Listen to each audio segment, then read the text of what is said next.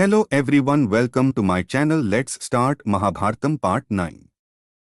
సభాసదులు తమకు తోచిన విధంగా గుసగుసలాడుకుంటున్నారు. అసలింతటి సౌందర్యరాశి సైరంధ్రిగా కుదరటమేమిటోనని కొందరు ముక్కున వేలేసుకున్నారు.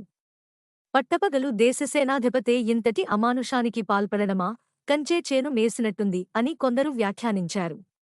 అసలు రాజు అసమర్థుడైనప్పుడు ఇలాగే ఉంటాయని కొందరు వ్యంగ్యధోరణిలో మాట్లాడారు.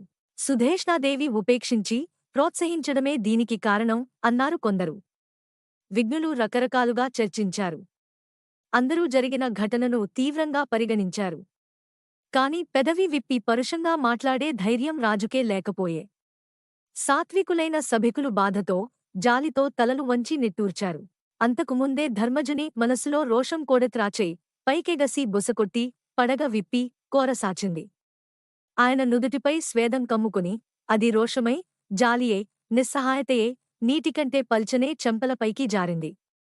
ఆ గంభీరమూర్తి అరచేతితో స్వేదబిందువులను అద్దుకుని, ప్రశాంతవదనంతో, మృదుస్వరంతో సాధ్వీమణి, మహారాజుతోబాటు సభాసదులందరూ నీకు జరిగిన అవమానానికి చింతిస్తున్నారు.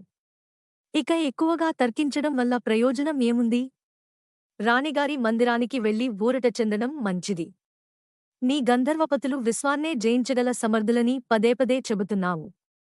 వారు ఆగ్రహంతో ప్రజ్వలించడం ప్రస్తుత పరిస్థితిలో శ్రేయస్కరం కాదని నా భావన. పెద్దల సాన్నిధ్యంలో నీవంటి ఉత్తమ ఇల్లాలికి ఈ వైఖరి తగదు సుమా అని హితవు పలికాడు. ఆమె ధర్మజుని మాటలు విని మరింత రోషపడింది. అది గ్రహించిన పాండవాగ్రజుడు, సైరంధ్రి, సభామధ్యంలో నర్తకి వలె ప్రవర్తించకు.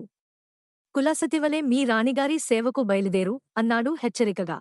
మాలిని సాభిప్రాయంగా చూసి, కంకుభట్టారక. నా ప్రాణేశ్వరుడొకరు నటశేఖరులు. అందుకే నేను నర్తకినైనాను. పతిపాండిత్యమే నాకు కొంత సంక్రమించింది. అంతేకాదు, నా భర్త నాట్యవిద్యతోబాటు ద్యూతకేళిలో ప్రవీణుడు. జూదరి ఆలికే 10 మందిలో గౌరవమర్యాదలతో నడుచుకోగల మెలకువలుంటాయా అన్నది. ఆ మాటలకు ధర్మజుని ముఖం వివర్ణమైంది. Don't forget, like, comment, share, subscribe. And thanks for watching.